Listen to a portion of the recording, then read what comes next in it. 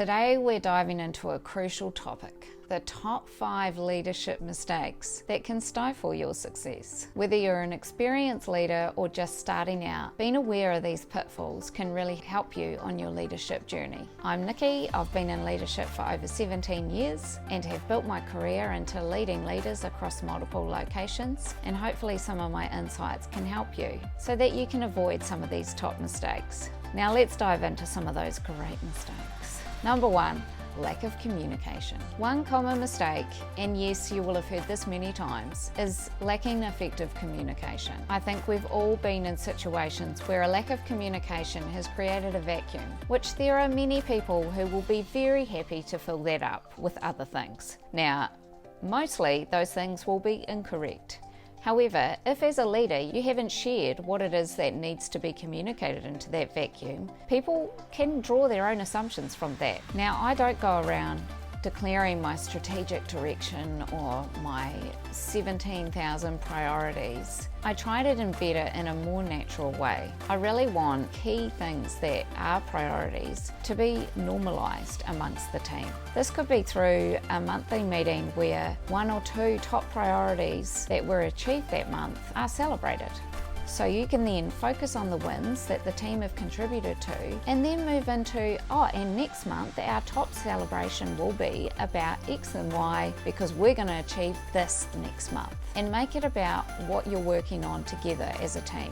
I don't go into any detail. It's just a really clear line of sight for people so they understand for them what it is that we're actually doing. I also do regular check-ins. I have one-on-ones with my direct reports and 3 times a week team meetings with all of my direct reports together. Even when I have a really full schedule, I always prioritize these. I ensure that I get face-to-face time, whether that's virtually or in person, with each of my direct reports so I know what they're dealing with, what's happening within their teams, and any problems or issues that could be arising. It means you can get on top of things quite quickly and early enough to actually deal with them before they become any kind of issue. This also means that I can reinforce what our priorities are and make sure that we're all working towards the same goal. I also like to have really clear communication channels. So it could be that once a week I send out a newsletter that celebrates our wins or lets people know what the top focus is for the following week. Or you could have a group chat where important messages are always posted on that. Just some way or form of communication that the whole team knows about and knows how to get information if they need it. Feedback is another form of communication I really try to encourage. So it's hearing back from anyone in the team who might have feedback and being prepared to listen to that and take that on board. This helps establish those clear communication that goes both ways. It's not just about you telling people what they need to know.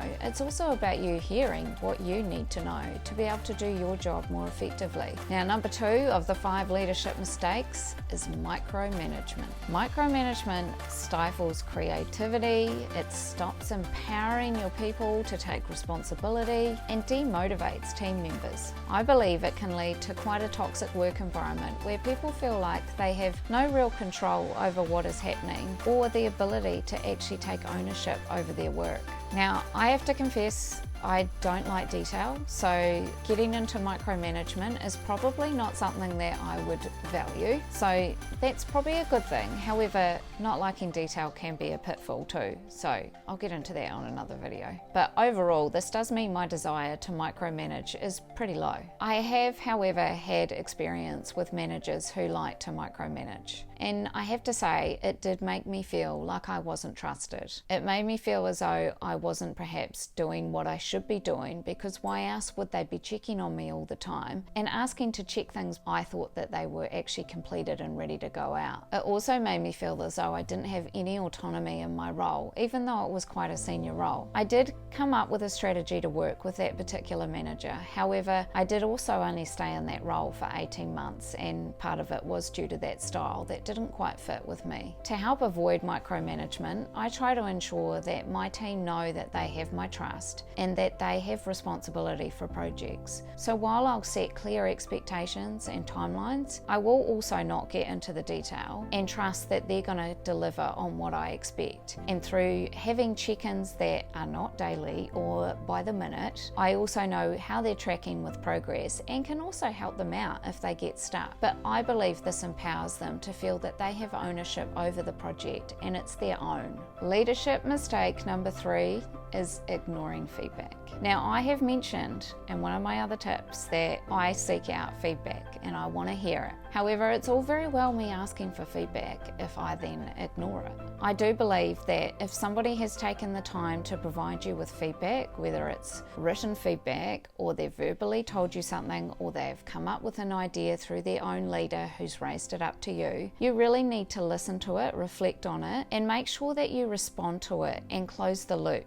I do believe the best ideas usually come from people who are actually doing the work. So listening to what they're saying in terms of if there's a problem that's come up or if there's a different way to do something is probably more valuable than what I could possibly think of if I've never actually fully done the job that they're trying to do. Now, sometimes you hear feedback that you don't really want to, and I think that's just part of being a leader. And often the feedback that really hits you the hardest can have a grain of truth in it, which is why it's so impactful. So make sure you're careful with that feedback. I think there are different ways that feedback can be delivered, and if someone provides you with feedback that you think is disrespectful, you should definitely pull them up on that and say, I appreciate you giving me that feedback. However, I just want to talk about your delivery, and then give them the rationale as to what impact that feedback had on you if it was delivered inappropriately. But on the whole, even if you don't agree with the feedback that was provided,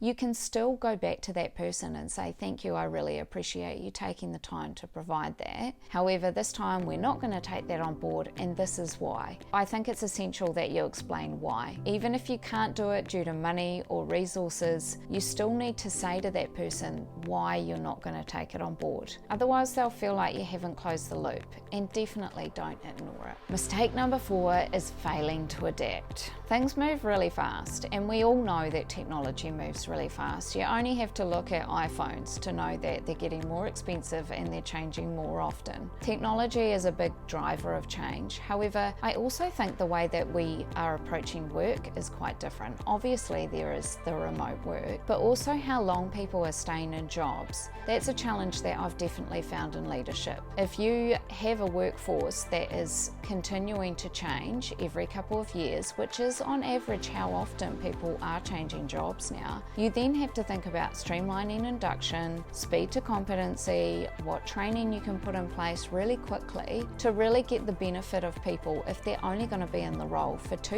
years versus their whole career. This does require an ability to adapt pretty quickly. So one of the strategies that I learn is the approach of continuously learning. So not only do I want to continuously learn as a leader what strategies or what technology or what systems might need updating, I also want my team to feel like they can continuously learn, because if they feel like there's progression opportunities within the role that they're in and that they're getting more skills so that they can move on to something else, you're better off retaining that talent in another role versus them moving into another organisation. This helps you remain competitive and relevant, particularly if you're also picking up market trends or anything that is evolving around you, and how you can adopt that into how you're leading your team as well. Mistake number 5 is a big one. It's neglecting self-care. Now, leaders often neglect their own well-being. This can take the form of burnout, which leads to decreased productivity and compromised decision-making. Leaders who fail to look after themselves are gonna really struggle to inspire their own teams to keep going, particularly when times are tough. I have a pretty busy schedule and have definitely had times where I've felt like I'm struggling to keep up and was working late at night and feeling like I wasn't being very effective. efficient. I'm now really careful about ensuring I have good boundaries in place. I know that I need to exercise daily to feel good and energized for my job, and I also know that I need to do that first thing in the morning to ensure that I can fit it in. I have young kids, so this means getting up very early to fit that in before they wake up. However, this really sets my day up right, and it means that I also don't miss out on any time with my kids by doing it later in the evening. Now, I do want to spend time with my kids, surprise, surprise, so I don't want to be working all night either.